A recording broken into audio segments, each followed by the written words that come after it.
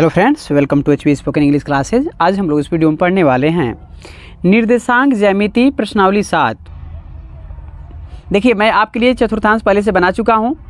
देखिए, ये चतुर्थांश होता है, इसको हम लोग बोलते हैं प्रथम चतुर्थांश।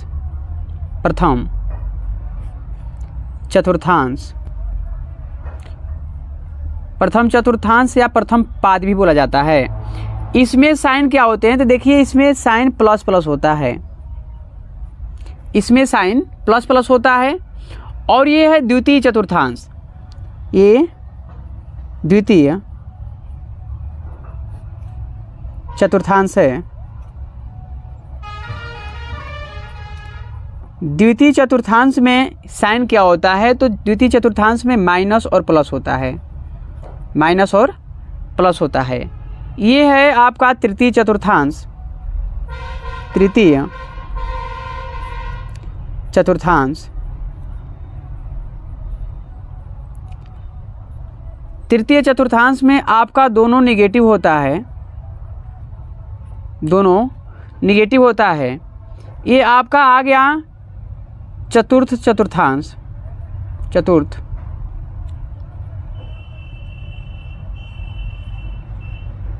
चतुर्थांश ये चतुर्थ चतुर्थांश में होता क्या है कि पहले आता है आपका प्लस, उसके बाद में माइनस। पहले देखिए, पहले इसे समझ लीजिए। ये जो रेखा है, ये जो है एक्स अक्ष और वाई अक्ष जहाँ मिल रहा है, इसे हम बोलते हैं मूल बिंदु। मूल बिंदु, इसे हम मूल बिंदु बोलते हैं। मूल बिंदु का निर्देशांक क्या होता है, तो मूल बिंदु का निर्देशांक होता है 0 0। मूल बिंदु का निर्देशांक आपका होता है 0 0। अब देखिए, ये जैसे अगर आपको क्वेश्चन देता है कि ये 4, -1 किस चतुर्थांश में है, किस चतुर्थांश में है। मान लीजिए अगर ये आपका क्वेश्चन दे देता है तो इसका जवाब क्या होगा, तो पहले देखिए, पहले पॉजिटिव दिया, उसके बाद निगेटिव दिया है। तो आप देखिए, इसे प्लस प्लस है, दोनों पॉजिटिव है। ये माइनस और प्लस है, अर्थात पहले निगेटिव और उसको पॉजिटिव दिया। इसमें आपका पहले पॉजिटिव है, तो इसमें दोनों निगेटिव है। इसमें देखते हैं हम, तो इसमें पहले पॉजिटिव उसके बाद निगेटिव, यही है पॉजिटिव और निगेटिव। अर्थात ये आपका आंसर हो जाएगा कि ये चतुर्थ चतुर्थांश में है। चतुर्थ चतुर्थांश में है।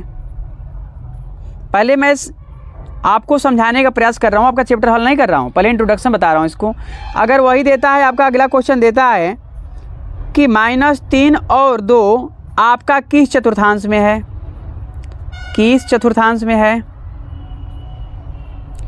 किस चतुर्थांश में है, तो आप इसका जवाब देखेंगे कि पहले निगेटिव उसका पॉजिटिव, तो निगेटिव और पॉजिटिव, ये निगेटिव पॉजिटिव द्वितीय चतुर्थांश आ रहा है। तो इसको आप बताइएगा द्वितीय चतुर्थांश है। द्वितीय चतुर्थांश या द्वितीय पाद भी बोलते हैं इसको। अगर वही आपका क्वेश्चन देता है नेक्स्ट कि -2 और -3 किस चतुर्थांश में है, किस चतुर्थांश में है, अगर ऐसा क्वेश्चन देता है आपको, तो क्या बताइएगा, दोनों निगेटिव है। दोनों निगेटिव, देखिए दोनों निगेटिव है, तृतीय चतुर्थांश। तो बताइए तृतीय चतुर्थांश में है।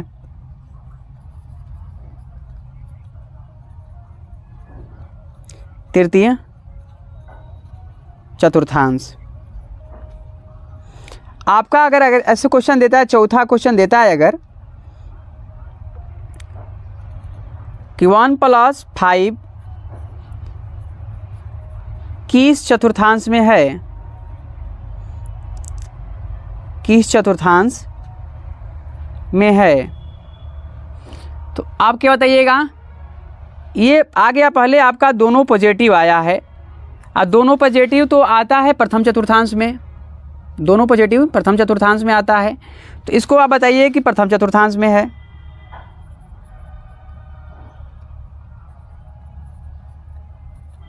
प्रथम चतुर्थांश में है। आपसे अगर क्वेश्चन करता है कि x, y में कौन भुज व कोटि है, अब इसको बताना है कि भुज कौन है, कोटि कौन है।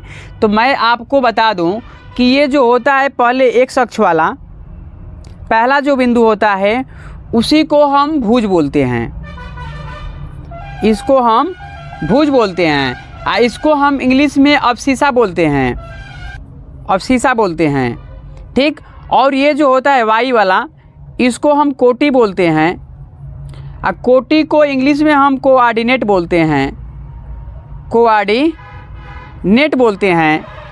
ये भुज को अब्सिसा बोलते हैं और कोटि को हम कोऑर्डिनेट बोलते हैं।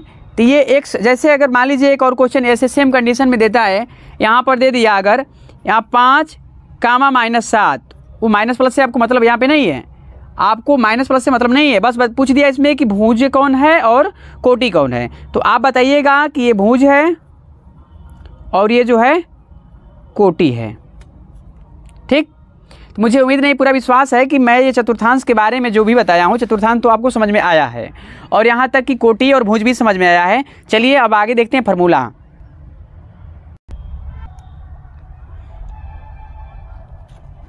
आपसे अगर ये प्रश्न करता है कि 4, 5 भुज का मान है, भुज को अब्सिसा बोलते हैं, मैंने देख लीजिएगा। तो देखिए इसमें भुज कौन है, तो मैंने बोला था कि x अक्ष जो होता है उसे हम भुज बोलते हैं, y अक्ष को हम कोटि बोलते हैं।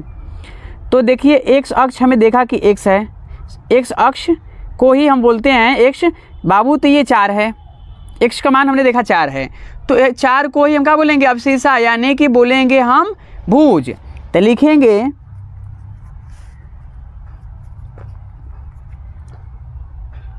4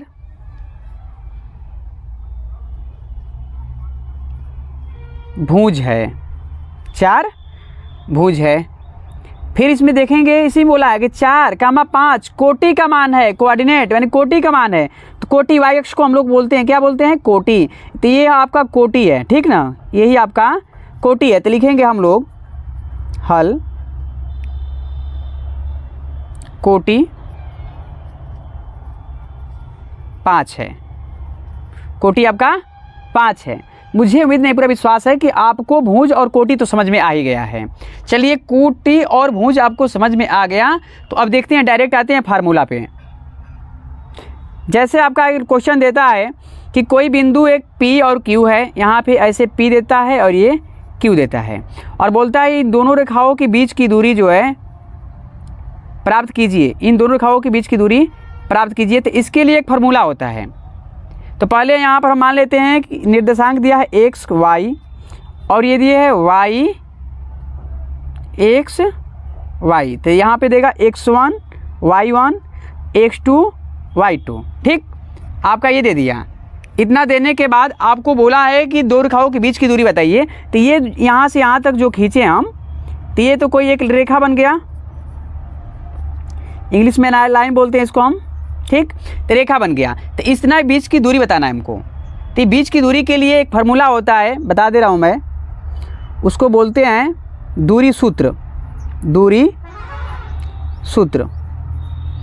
इसी को बोला जाता है दो बिंदुओं की बीच की दूरी, दो बिंदुओं की बीच की दूरी, इसी को बोलते हैं। इसको इंग्लिश में हम लोग बोलते हैं डिस्टेंस फार्मूला, डिस्टेंस फार्मूला। तो दो बिंदुओं के बीच की दूरी क्या होगी, तो मैं बता दे रहा हूँ आपको। देखिए P और Q अर्थात PQ के बीच की दूरी, देखिए ये PQ के बीच की दूरी जो होता है, ये बोला है x1 y1 x2 y2। तो इसको दो तरीके से आप लिख सकते हैं, चाहेंगे अगर तो आप इसको ऐसे लिख सकते हैं x1 माइनस x2, इसको लिख सकते हैं x2 bracket close whole square plus y1 minus y2 का होल स्क्वायर। इसको आप ऐसे लिख सकते हैं या ऐसे भी लिख सकते हैं। ये कोई ज़रूरी नहीं कि x1 आप पहले लिखेंगे x2 को बाद में, आप पहले x2 को भी लिख सकते हैं और x1 को बाद में। जैसे मैं लिख दे रहा हूँ, पहले देखिए, पहले x2 मैं लिख रहा हूँ, x2 2 x2 हो गया माइनस x1 का होल स्क्वायर प्लस इस बार y2 को लिखेंगे y2 माइनस y1 का होल स्क्वायर। ये फर्क क्यों नहीं पड़ेगा? फर्क इसलिए नहीं पड़ेगा कि अगर यहाँ पे कोई डिजिट आता है माइनस में तो उसका होल स्क्वायर होगा तो पॉजिटिव ही हो जाएगा, तो इसलिए इसमें कोई डिफरेंस नहीं है। आप ऐसे लर्न करिए कि अंडर रूट में x1 माइनस x2 का whole square plus y1 minus y2 का होल स्क्वायर, या ऐसे भी याद कर सकते हैं कि x2 माइनस x1 का whole square plus y2 minus y1 का होल स्क्वायर, दोनों का दोनों सही है। अब आता है एक संरेख, ये फार्मूला है आपका, एक आता है संरेख। तो संरेख इसको इंग्लिश में बोलते हैं कोलिनियर, ठीक। तो इसके संरेख कहते क्या है, किसे हैं? तो देखिए संरेख कहते किसे हैं, सभी बिंदु जो होता है, सभी बिंदु एक ही रेखा पर होता है, सभी बिंदु एक रेखा पर होती हैं, सभी बिंदु जितनी बिंदुएं होती हैं सबकी सब एक ही रेखा पर होती हैं, ठीक। जैसे कि देख लीजिए एक ऐसे रेखा दिया है, बिंदु दिया है, बिंदु ए दिया है, बिंदु बी दिया है, बिंदु सी दिया है, ऐसे देते हैं कितना भी, तो उससे कोई फर्क पड़ने वाला नहीं है। तो ये सब के सब एक ही रेखा पर ऐसे होंगे, सब के सब एक ही रेखा पर होंगे।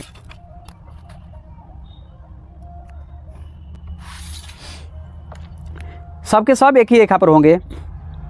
तो संरेख देखिए, संरेख में होता क्या है, संरेख में ये होता है आपका कि ये दूरी जो है ए से लेकर बी तक और ये बी से लेकर सी तक, ये जो दूरी होती है, और यहाँ से एक सिंगल जो दूरी होती है ये यहाँ से लेकर ए से सी तक, जैसे कि समझ लीजिए ए सी बराबर आपका होगा ए बी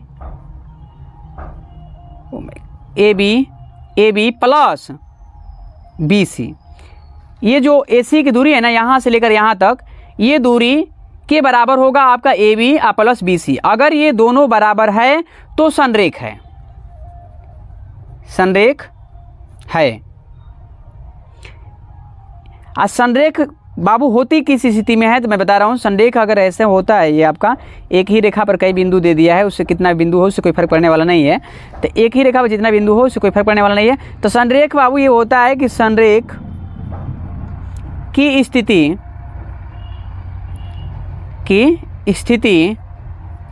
संरेख की स्थिति में क्षेत्रफल आपका जो होता है 0 होता है। संरेख की स्थिति में क्या होता है आपका, क्षेत्रफल 0 होता है। इस बात को आप नोट कर लीजिएगा, संरेख की स्थिति में आपका क्या होगा, क्षेत्रफल 0 होगा। तो मुझे उम्मीद नहीं, पूरा विश्वास है कि आप जो इन फार्मूला को बताया हूँ आप समझे हैं। एक फार्मूला और जान लीजिए, मध्य बिंदु का निर्देशांक, जैसे कि आपके लिए एक ऐसे रेखा दिया है, यहाँ पे दे दिया है ए और यहाँ पे दिया है बी, और यहाँ से मान लीजिए आपका सी बिंदु दे दिया, बीचों बीच है, बीच की दूरी है एकदम बिल्कुल बीच की, ये बीच की है बिल्कुल बीच, और इसी का आपका यहाँ पे निर्देशांक पूछ रहा है, यहाँ पे निर्देशांक आपका पूछ रहा है। तो यहाँ पर दिया है आपका x1 y1 x2 y2 और यहाँ निर्देशांक आपका c का पूछ रहा है। तो ये इसका निर्देशांक निकले कैसे, तो मैं इसका फार्मूला बता दे रहा हूँ। इसका निर्देशांक कैसे निकलेगा, इसका फार्मूला होगा x1 प्लस x2 बटा में 2। y के लिए क्या होगा, y के लिए होगा y1 प्लस y2 बटा में 2। इसका जो वैल्यू यहाँ पे आता है, कोई डिजिट यहाँ पे दे दिया रहता है, कटेगा तो कोई जो वैल्यू आएगा यहाँ पे इसका निर्देशांक होगा। तो इस फार्मूला पर ये आपका मध्य बिंदु का निर्देशांक प्राप्त होगा। अब कभी कभी ऐसा भी देता है, अगर आपसे फार्मूला एक और पूछता है, अगला फार्मूला पूछता है विभाजन सूत्र,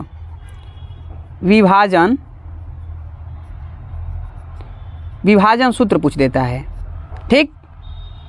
विभाजन सूत्र में क्या करना क्या होता है, तो विभाजन सूत्र में जैसे कि एक रेखा यहाँ से ऐसे दी रही होती है, ये रेखा मान लीजिए, ये रेखा ऐसे दिया है ए और बी, और यहाँ से मान लीजिए ऐसे डिवाइड किया है, तो ये देखिए बराबर दोनों नहीं है, बराबर नहीं है। तो यहाँ पर बोल दिया, मान लीजिए दिया है m1 और यहाँ पर दिया है m2, ये अनुपात दे दिया है, ये अनुपात दे दिया है। और यहाँ पर आपका x1 है और ये y1 है, यहाँ पर x2 है और ये आपका y2 है। विभाजन सूत्र के लिए फार्मूला होता है आपका x बराबर m1 x2 plus m2 x1 बटा में m1 प्लस m2। वह आपका y के लिए होता क्या है, y के लिए आपका होगा m1 y2 plus m2 y1 बटे में m1 प्लस m2। आपका ये विभाजन सूत्र है। तो मुझे उम्मीद नहीं, पूरा विश्वास है कि आपको बहुत अच्छी तरह से समझ में आई है। मेरे चैनल पर नए हैं तो मेरे चैनल को सब्सक्राइब कीजिए, वीडियो को लाइक कीजिए और ज़्यादा से ज़्यादा शेयर कीजिए। कुछ नोट जान लीजिए, थोड़ा रट जाइएगा भैया। देता है एक्स अक्ष पर स्थित, एक्स अक्ष पर स्थित किसी बिंदु के निर्देशांक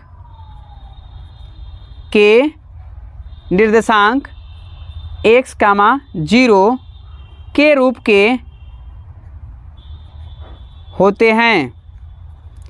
के होते हैं, फिर अगला नोट ऐसे देता है आपका y अक्ष पर स्थित किसी बिंदु के निर्देशांक